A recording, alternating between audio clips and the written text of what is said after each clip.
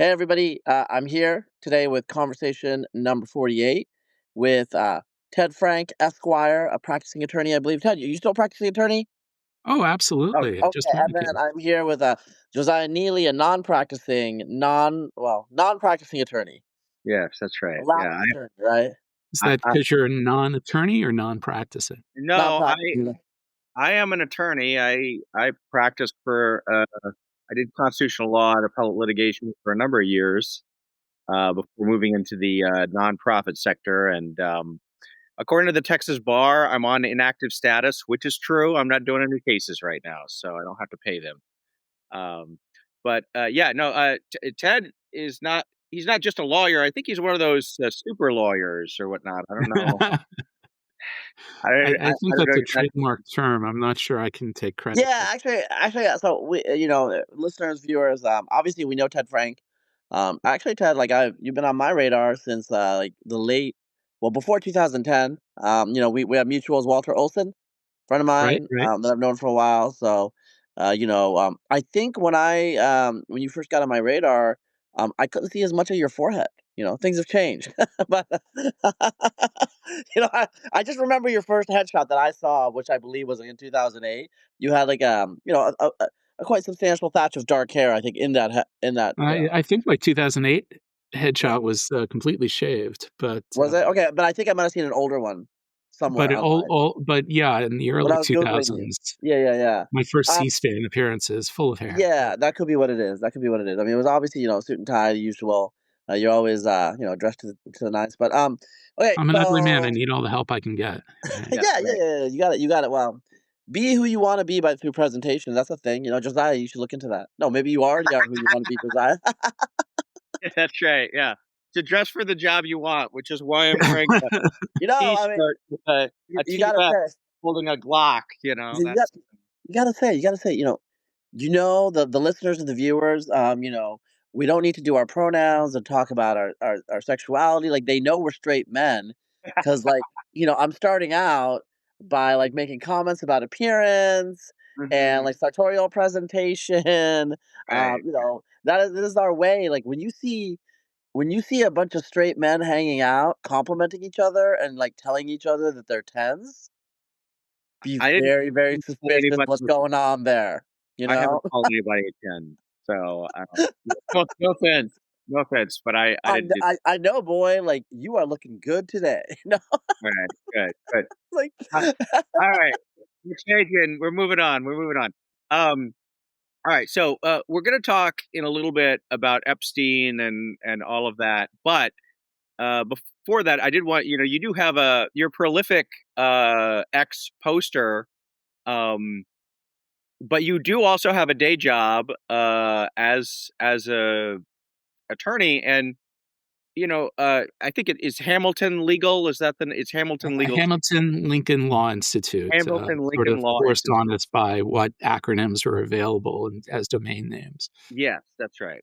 And so I classically knew you as the class action guy who would go in and object to these class action settlements where the lawyers get, 70 gazillion dollars and the supposed plaintiffs get a 35-cent coupon or something.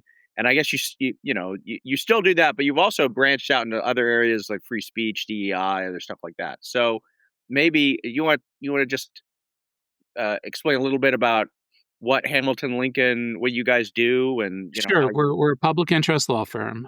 We still do a lot of the class action stuff. We actually won two big class action cases last week in the Second and Seventh Circuits. Uh, the Seventh Circuit one was especially nice because it was I argued it, and I think I haven't been able to find a counterexample. That it's the first time an attorney with a heart transplant has won a federal appellate oral argument.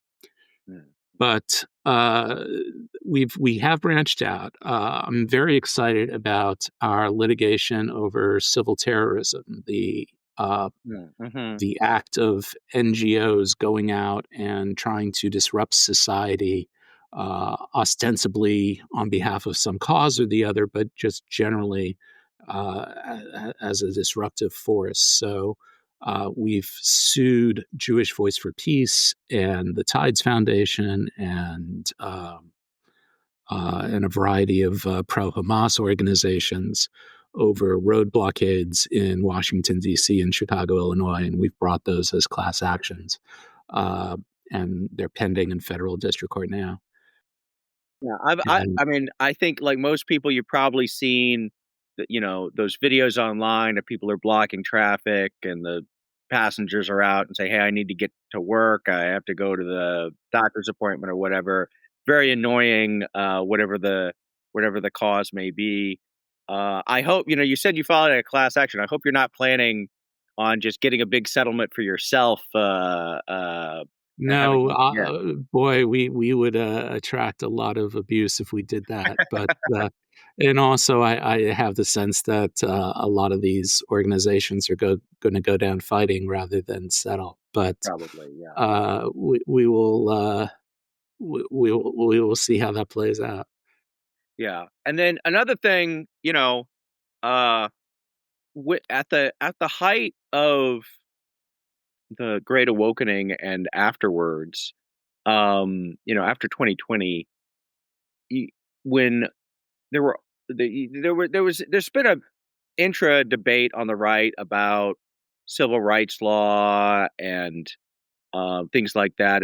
I think Christopher Caldwell kind of wrote a book urging repeal of the Civil Rights Act and this and that. And I'd always thought, well, actually, what is really necessary is not to get rid of the Civil Rights Act, which seems like a political non-starter, whatever you think about that, but just actually enforce it in a race neutral way, especially after 2020 when you had all these really explicitly anti-white, sometimes anti-Asian, or you know racially ideological work requirements, diversity statements, other things like this. It seemed like there was just a big opportunity for someone to come in and litigate that if you could find plaintiffs and someone was willing to do it. And I was a little chagrined for a while that no one seemed to be doing this. And so I know that some of your cases have kind of involved in that. And I think this is maybe uh, one of the great things about having your own shop is that if you see opportunity like this, you can just say, "Hey, let's do it." But you're doing those cases too, right? Right. We represent the National Association of Scholars in a couple of cases over DEI requirements in federal grant programs, and we have a couple of those cases pending. Uh, one in Texas and one in New York, where New York is sued to sort of reinstate DEI that the Trump administration had struck down. And but so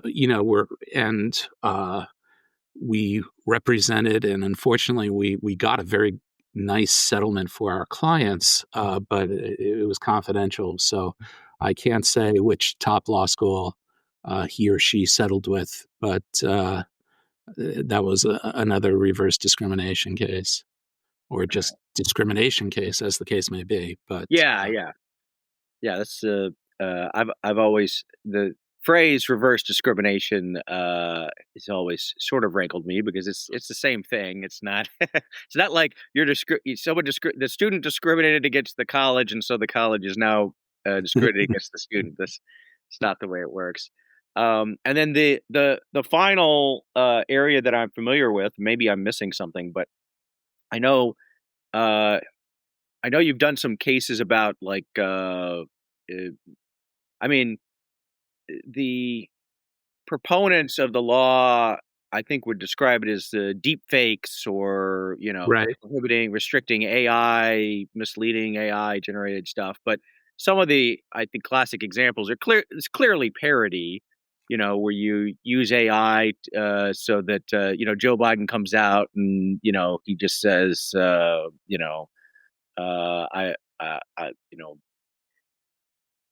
I was going to say something scatological, but like something that Right. any person with above room temperature IQ would realize is a joke, right? But Yeah.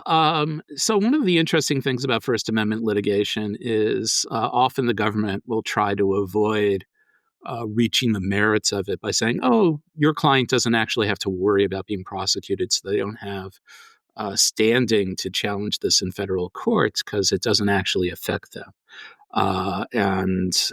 We had a very frustrating experience with a Pennsylvania law where uh, we challenged a very bad Pennsylvania disciplinary rule that very explicitly said, this is meant to cabin speech against minorities, but it's okay to have discriminatory speech if it's in the name of promoting diversity.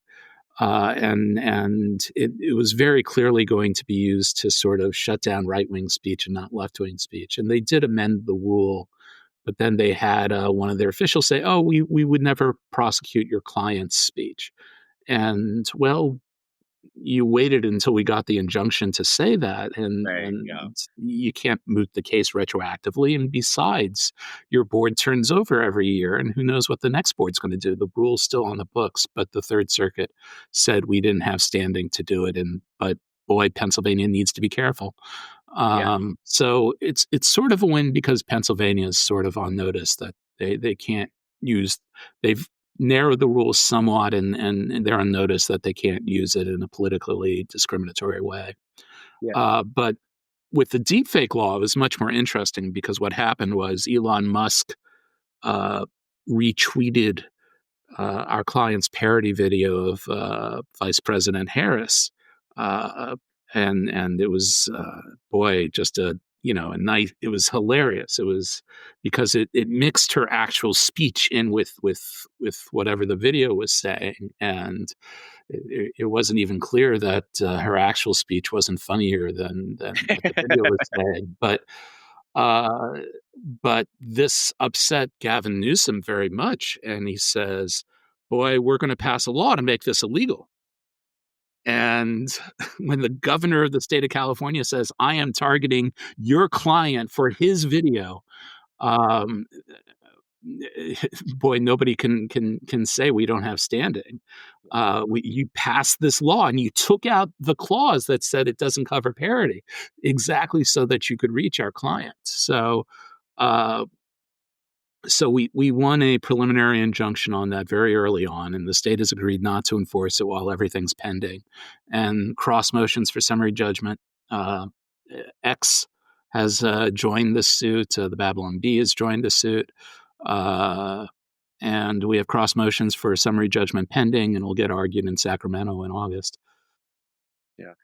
I remember, I used to practice law many years ago, and one time I was arguing a case in the Seventh Circuit, and Judge Easterbrook was on the panel, and he is sort of famous for being a little rough sometimes with the advocates, and so he was kind of ripping me to shreds, saying, well, "Look, you don't have standing because there's no way, we're doing a constitutional challenge to this law, and there's no way that they would ever apply it against your client in these circumstances that you're alleging he wants to do or whatnot." And so he beat me up pretty badly, and then I sat down, and the other side got up, and they basically said, "Oh yeah, we would prosecute," So sometimes, Did sometimes you just gotta know how did to he keep do them out. the? Yeah. I mean, I could see him doing this. Yes, It's the yes, kind of yes. thing he would actually Basically, do on the bench. that's right. I clerked for him, and that was just such an educational year. But I'm he sure. is Yeah, not. he's a brilliant I man, but he's not. People have different virtues, and he doesn't let you if he doesn't hesitate to let you know what he thinks about you and your argument, and so on and so forth. So that's No, fine. he is. Part of the And when I get up to argue in front of him, he'll try to stump me. It's That's right. All right. Well, Razib, do you have anything you'd like to add on any of this before we start talking about? No, I mean, you guys are, as they say, this was all legalese to me. All right, so all of this is at hlli.org, and you can find all our cases there. And Yes. our docket's really fun because, like you say, we get to pick and choose our own cases, and we try to pick the fun ones. Yeah, I mean, it's a great organization. It's a good mix of cases. The class action work I think is very socially valuable, but doesn't get a lot of attention. And hopefully, some of these other issues are a little more salient. And but I'm sure it's a blast doing the whole thing. Okay, so let's talk about Jeff Epstein, New York financier. The so for years now, there's been all sorts of talk about Jeffrey Epstein and did he kill himself, and who does he have dirt on, and not totally on the right, but lots of right wing people, MAGA people or whatnot, were saying when Trump gets in there, he's gonna release the Epstein files, release the Epstein's client list, so on and so forth. And there wasn't a lot of I didn't see a lot of pushback on this from the right at the time, with a couple of exceptions, you being one of people saying, actually, I don't think that there's much there. And then, of course, last week, they released the DOJ FBI released a memo saying, there's no client list, there's no evidence that warrants prosecution of anybody else besides Epstein's I guess ex-girlfriend, since he's dead, and Epstein himself, who you can't prosecute because he's dead. And by the way, he killed himself, et cetera, et cetera. So this has been, I mean, it's been interesting watching things play out. I still have some questions about the whole thing that are not fully resolved in my mind, but I thought it would be good to have you on here, since you were a famous conspiracy skeptic on a lot of this stuff, even when it wasn't quite as popular as it is now. So what there's a lot. It's a big topic.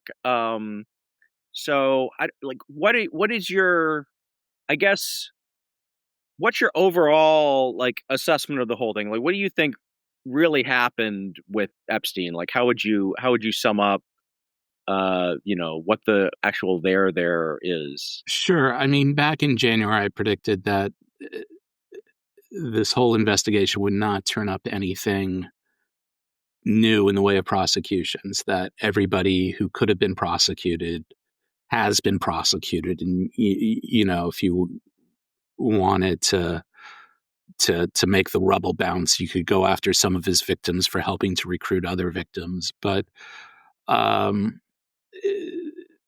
what you had was a very wealthy man who had a perversion and then spent a lot of money fulfilling that perversion in terms of recruiting women in a very narrow age range of 15 to 17, sometimes as young as 14, allegedly.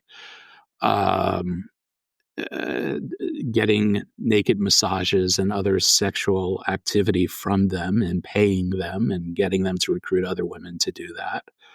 And having a bevy of assistants helping him maintain all of this. And then apparently also videotaping his escapades for self-gratification later.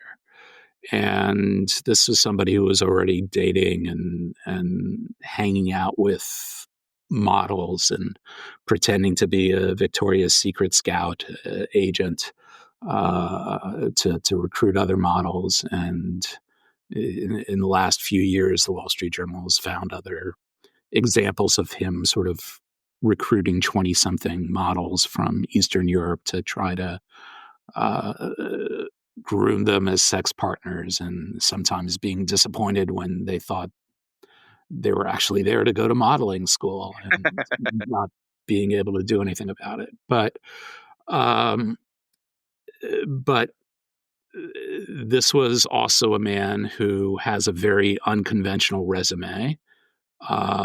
Came up in the 70s when it was possible for a college dropout to say, hey, I'm smart at math and science. Why don't you have me teach math and science at one of the top high schools in New York City? And he would get hired and then go to one of his students who's the son of the head of Bear Stearns and say, hey, introduce me to your father, and then use that to get a job at Bear Stearns and then work his way up to a lucrative role within Bear Stearns, and from there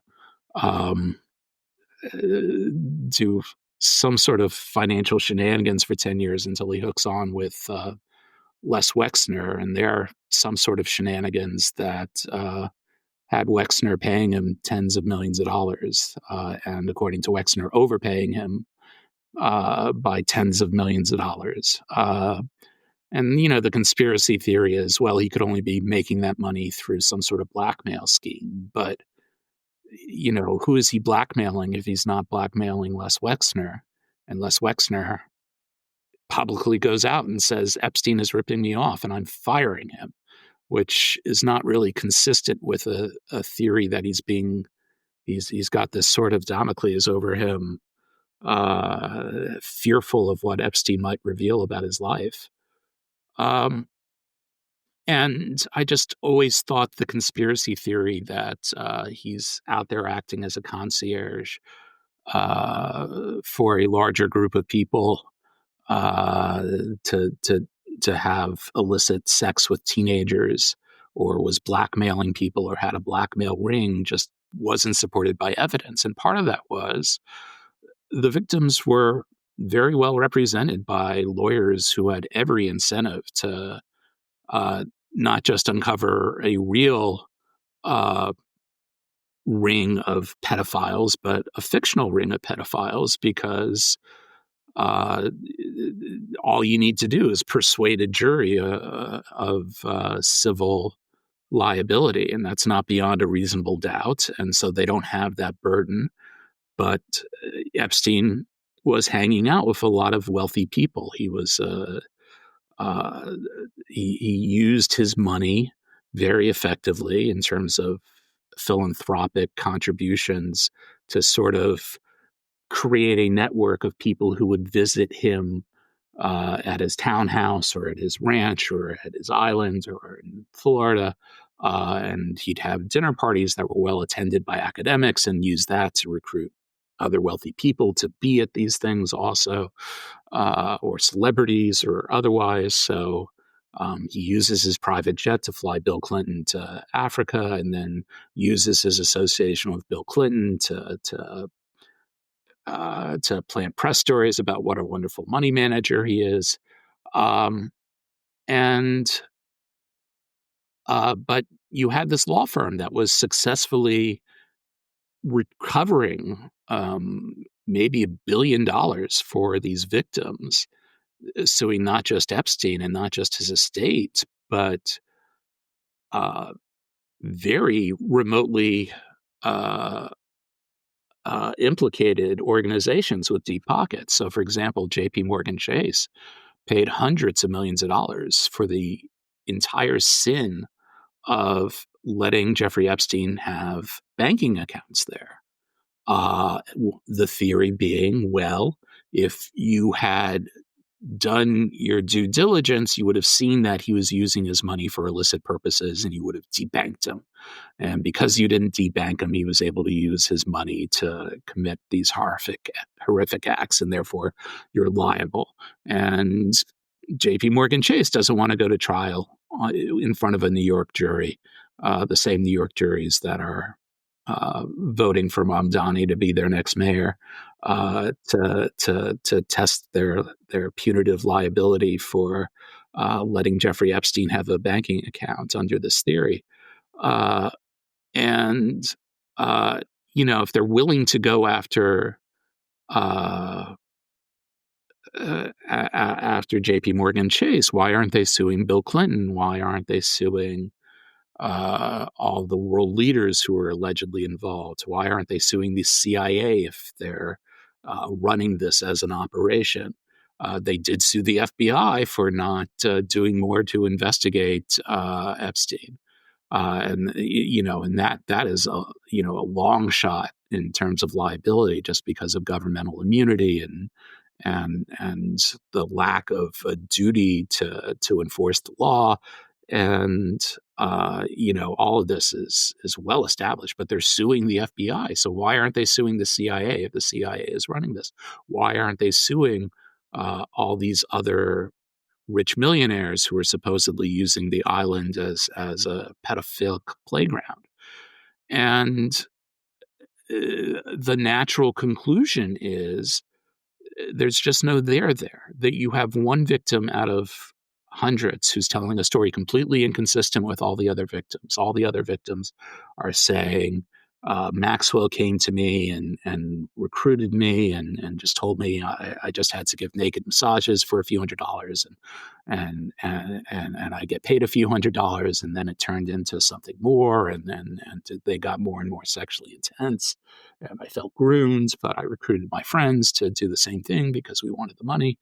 And nobody is saying Epstein paid me $15,000 so I could get raped by Prince Philip. Nobody is saying Epstein made me have sex with Marvin Minsky. Nobody is saying I got trafficked to dozens of world leaders, except for one victim who, with as many victims as there were, and with as many victims as there were, and the fact that they were targeting sort of juvenile delinquent teenagers or teenagers who were troubled. Not all of the victims fit that profile, but most of them do, especially in Florida. And you would expect some of them to end up being mentally deranged, not least because of the trauma that they went through with Epstein. And the nation has a long, long, long history of mentally deranged men and women making very weird allegations of sex abuse and from celebrities and world political leaders for whatever delusional reason. In law school, I learned about a case uh, suing Jimmy Carter and Bill Clinton and Dick Cheney as part of a conspiracy to enslave millions of black women and create breeding camps to breed more black women to act as sex slaves and hunting victims. And that case got thrown out of court. But in the Me Too era, somebody can make these wildly implausible allegations that aren't even consistent with what other victims are saying, and they get a Netflix documentary about them, and they're treated seriously by the press because nobody is willing to say sometimes women make things up. There are absolutely victims here. Maxwell was justly convicted of trafficking women to Epstein himself, but there wasn't anything beyond this particular millionaire's weird, perverted fetish. And yes, he liked collecting celebrities and mingled and networked with a lot of them. And yes, he got his money by very weird mechanisms that seem sketchy, and probably was committing financial crimes long before he was working for Les Wexner. But uh, these things all seem to be just generally unrelated. Yeah. So there are kind of two pieces of evidence that, in my mind, weigh most strongly against a conspiracy type view. And one of them is what you were talking about the the lack of victim lawsuits or the limited nature of the victim lawsuits. We don't know who most of the victims are. They're anonymous for understandable reasons. There was, I guess, the one of the few people that we do know is Virginia Guthrie, who is the one who made a number of allegations against Alan Dershowitz, Bill Richardson, I think, Minsky, and of course Prince Andrew, who is the one who settled with. Prince Andrew settled with her. I don't know if anybody else did. Most of them, most of the cases, I think, got dismissed that she brought against third parties. So, I think, I mean, that's a reasonable question. Is, well, why would there not be more people who would do that if it is the case that Epstein was, pimping out these girls to other, prominent rich people. I mean, I guess you could say, And like, it's the Me Too era too, when yeah, this really took off, right? It's yeah, that 2017 to 19 stretch where this came to the forefront, and it's the Me Too era, and Bill Cosby's first accuser comes forward, and dozens more come forward, and you saw that pattern repeated time after time after time, and you had all these victims of Epstein. Um, and with millions of dollars at stake, all Guthrie needed was two or three or four other victims to come forward and say the same thing, and none of them would do that. And it's just remarkable. yeah. I mean, I would say, like, it is the case that her, with the exception of Prince Philip, I mean, Prince Andrew. Andrew, I I shouldn't. make that mistake all the time Yes, too. right. But Yeah, Prince Andrew. Um, Prince Philip, I think, would have been in his 90s, maybe at the time. I'm not sure, but like her lawsuits didn't actually um, go anywhere.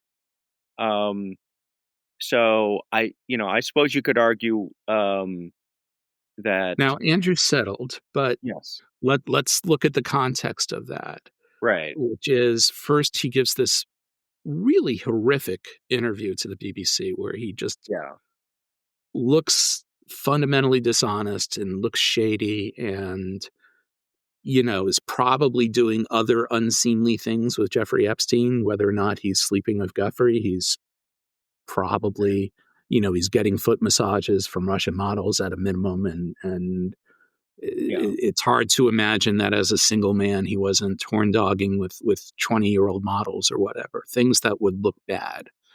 Um, and you have a royal family with billions of dollars at stake, but a politically precarious situation where they're always one big scandal away from being abolished.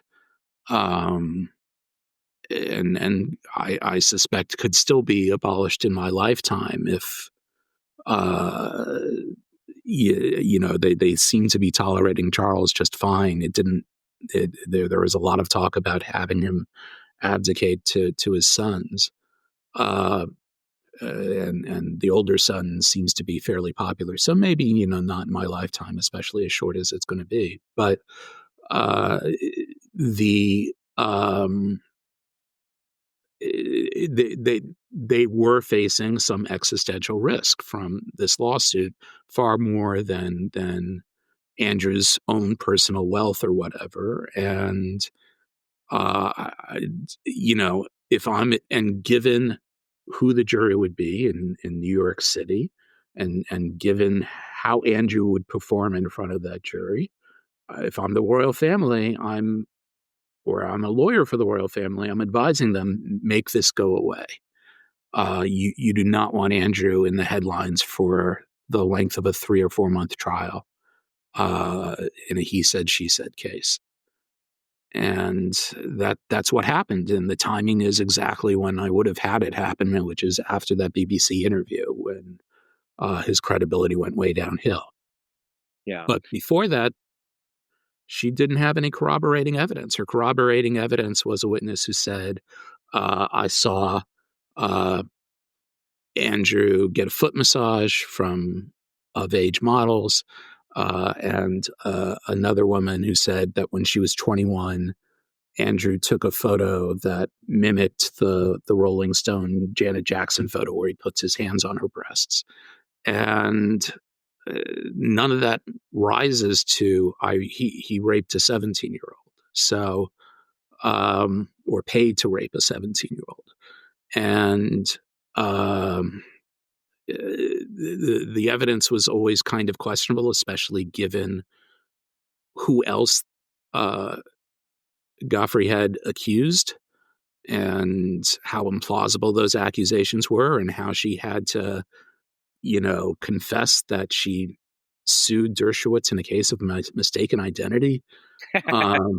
And like, Hard to think who might have been mistaken for Alan Dershowitz. He seems a pretty yeah, distinctive. maybe Ron Silver was there. I don't Yeah, right, right, know. So uh, it, it, but the fact that that money was paid sort of gave some credence to her as her larger allegations, right. which were very sensational, and she was the only victim coming forward. And so you have that. You have some sensationalistic reporting during the Bush administration about possible intelligence ties that is very thinly sourced and Yeah, sort of by deduction is a Steve Bannon leak that right. I mean, isn't very plausible. I'll say, the case uh, for the, so I would say the case of Jeffrey Epstein having some sort of connections to the intelligence community of this or another country, it's circumstantial. There's a lot of pieces that individually you could maybe um, dismiss or say are not that likely. I mean, cumulatively, it does seem to be that uh, he was hanging around with a lot of, intelligence adjacent people, whether it's Donald Barr, the head of the Dalton School, who may or may not have hired him. It's not clear, right? He did retire before, like He right started before, yeah, he started, but uh, Khashoggi. Shogi, right? Maxwell's father, of course. There's all Well, sorts of Maxwell was dead before he met Maxwell. So yes, Robert right, yeah, Maxwell was dead before he met the right, daughter. yes, that's right, yeah. Um, and there is, uh, I tried to look, because as I think you alluded to, there's a story um in the Daily Beast that the prosecutor, the federal prosecutor of the original Epstein case, who um criticized for giving him a very lenient, plea deal slash immunity deal. Supposedly, when he was also labor secretary under Trump one, and supposedly when he was, being interviewed for them, I think for possible attorney general spot. Right. That's the Daily Beast story. Yes, right, That is and probably Bannon sourced. probably Bannon, yeah.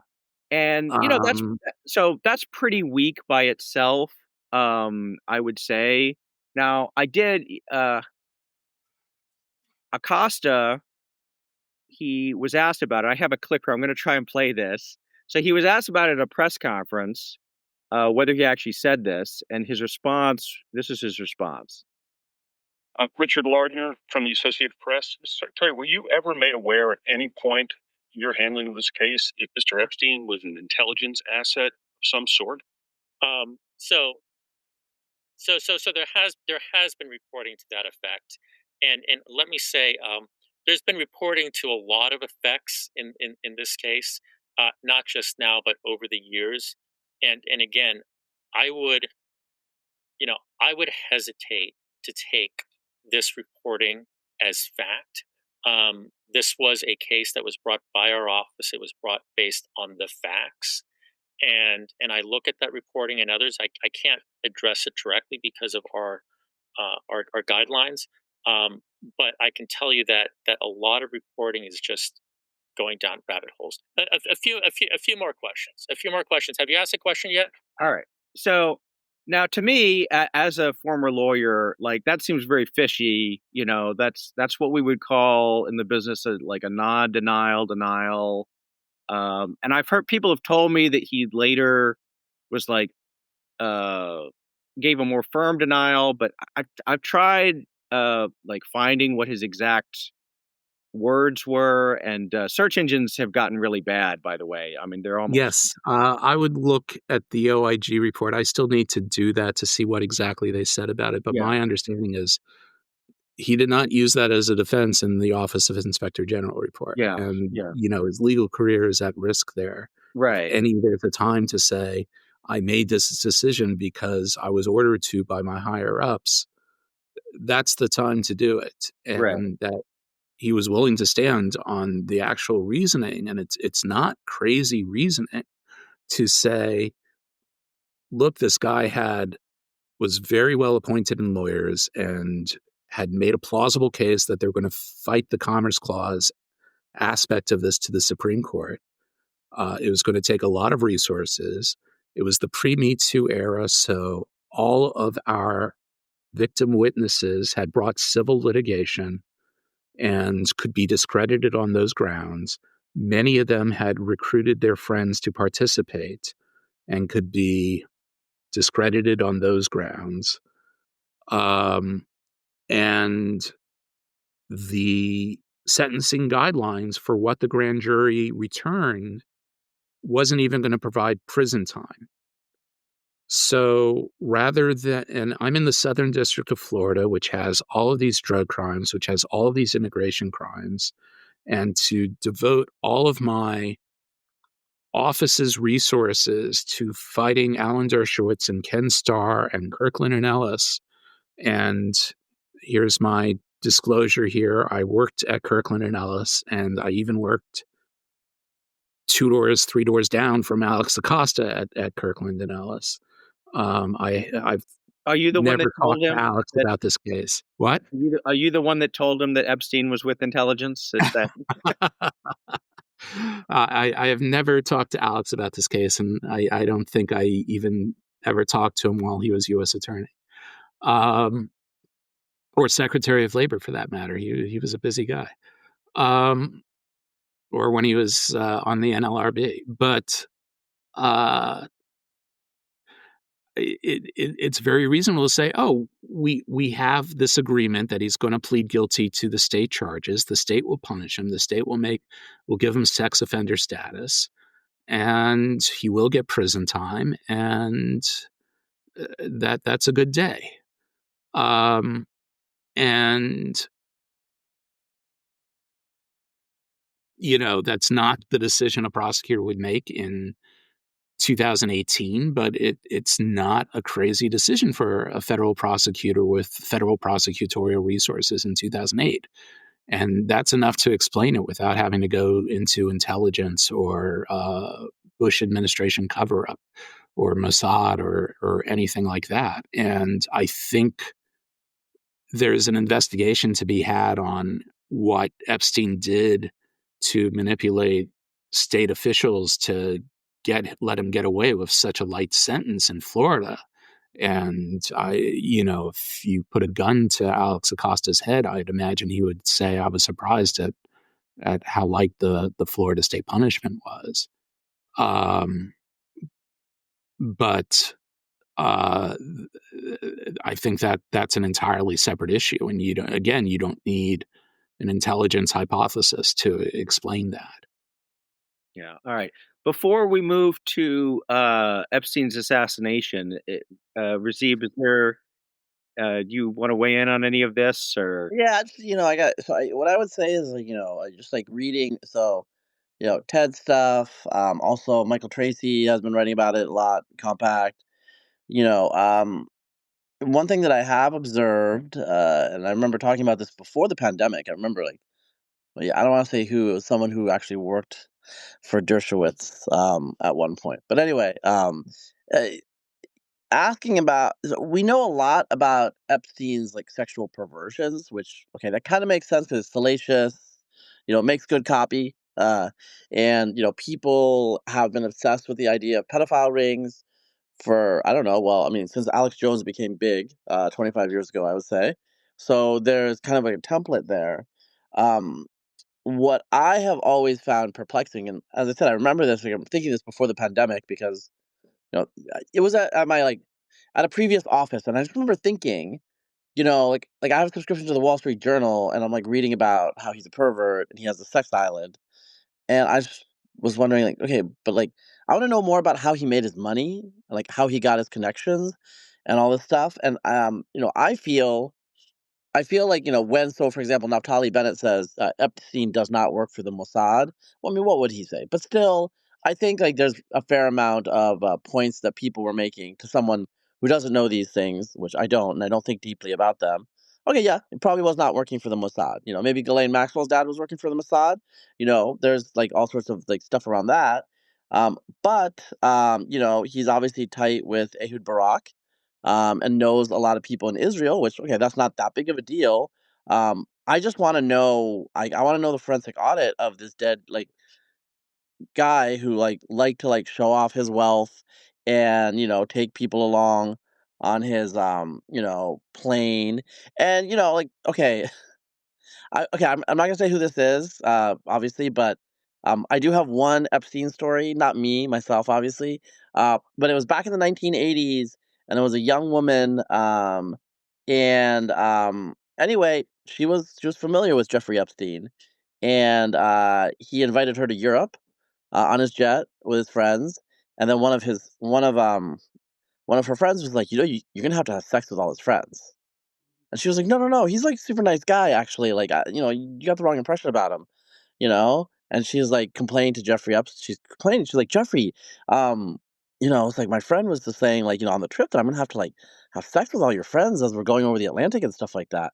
And he's like, "Yeah, so I was like, I mean, he was like, he was like a pervert, That's totally true. And like those are like funny stories, and they're salacious, and you can like spin them. But like with the Les Wexner relationship and these other relationships, I just want to know like how he could maintain these over all the years, in particular with his peccadillos. And I don't know like much about this guy, but I have friends who've met him, like scientists. Like he liked to collect scientists too, in addition to rich people and philanthropists. And what people routinely say about him is like it's not like he was a incredibly charming, incisive thinker. Like one on one, he was actually quite pedestrian. Probably he did fancy himself some thinker, but um, No, you know, he would invite all these scientists down to the ranch for dinner parties and then lecture him with some crazy autodidact theory that everybody would politely nod to because, yeah. you're paying the piper. Yeah, yeah, yeah, yeah. So I mean, I want to know what I guess like my issue is there's nothing to see here. Move on. I mean, I can accept that for the sexual blackmail hypothesis on the island, and all that stuff. Um, I But just where did think he make that his money? well, if you Yeah. want me to be honest, So like I suspect that there are like really rich people who don't want people to know the details of how they're dodging taxes, how they're moving money around from various accounts, and like that's not as salacious to the regular Joe Blow public, but it's probably not optimal for very wealthy individuals that are avoiding taxation from the governments in which they, where they live and things like that. So I think there's more of a Panama Papers aspect to this sure. that I think is being like kind of avoided. Okay, that's what I believe. All right. So with Les Wexner, well, even before that, he's got like between Bear Stearns, where he's kicked out for what seems to be SEC violations, um, but had done well for himself at Bear Stearns. Whether he's a millionaire when he leaves or not, I don't know. But he's got 10 years of just things that seem shady, like he's dealing with Khashoggi. He's working for several years for Towers, which turns out to be a Ponzi scheme. And the head of Towers says that Epstein was involved in that, though Epstein was never charged in that. So he's making money in doing financial stuff, but it seems kind of shady. I will acknowledge. And then he hooks up with Les Wexner, and whether he was just good at procuring models for Les Wexner, or Les Wexner was good at procuring models for him, or they were just horn dogging together. For whatever reason, Les Wexner loves this guy and comes to completely rely upon him and signs over like all authority, gives him power of attorney. And Epstein seems to take maximal advantage of this, and he ends up with his townhouse. He ends up with tens of millions of dollars. And and it's not just tax strategy. He's running the family office and, making sure that private planes are going to the right places, and hiring and firing staff, and cutting off Wexner from his friends. And this is a several-year relationship, and that's where Epstein seems to make the bulk of his money, or the first chunk that makes him rich enough to fly your friend to Europe, hypothetically. And we know from it's believable that he's having group sex with models or whatever, but there isn't yet the hint of pedophilia. And we know that there's allegations of sexual harassment of Victoria's Secret models while he's working with Wexler. But Wexner apparently just wildly overpays him. And Wexner himself complains, I was overcharged $46 million by Epstein, on top of whatever Epstein would have reasonably charged a billionaire to be managing the family office and running the financial affairs and all of that. And, again, the fact that he's complaining about being overcharged publicly is either a very good psyop to cover up the actual blackmail, but it seems very inconsistent with blackmail versus giving him a sinecure to keep paying him. And we, after Wexner, we're now in the biggest bull market in American history. And Epstein's wealth can be entirely explained with slightly above average investing of what he got from Wexner and whatever year and before that.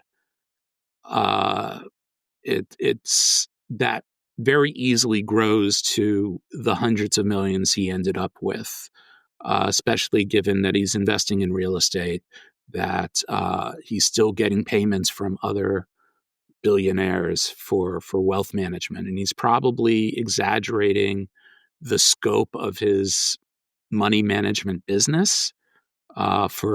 He's very good at self-promotional. We know he lies like mad. And he's got incentives to lie like mad because he doesn't have a great resume. But being an international man of mystery is attractive. Claiming to have a large stable of clients is attractive, and having the trappings of celebrity and wealth is attractive, and claiming to be close to Bill Clinton, and that serves the purpose of getting fresh new money coming into his investing, but it also serves to intimidate his victims down the line. And so we have that lying and that exaggeration. But between the $46 million that Wexner overpaid him, plus whatever Wexner reasonably paid him, and then we have a very thorough accounting of the work he did for Leon Black through the Deschert report for Apollo, as Apollo is deciding what to do with the Jeffrey Epstein scandal. And they determined that Black pays Epstein $158 million, but Epstein figured out tax savings for Black of $1.3 billion. Now, whether these are legitimate tax savings, that's a good Panama Papers thing. What the heck is he doing that it makes a $1.3 billion difference in tax planning that Black's original accountants missed? But that's what we have there. All right, so let's Yeah. talk. Oh, go ahead. No. Just let's like Yeah, talk about the assassination of talk about the Jeffrey. death. So this is another area where Hope you enjoyed the podcast so far. To listen to the rest of it, please go to conversation.substack.com.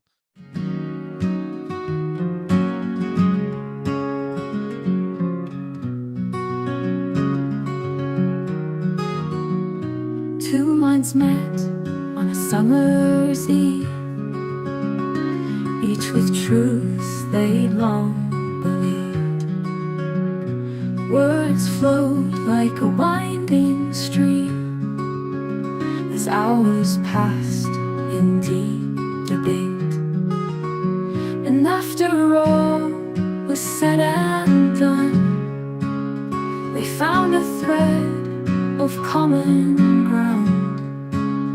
In listening close, they came to see a shared humanity. They spoke of justice, spoke of change, of history's weight and future's range. Their views at first seemed worlds apart, but patience bridged the divide.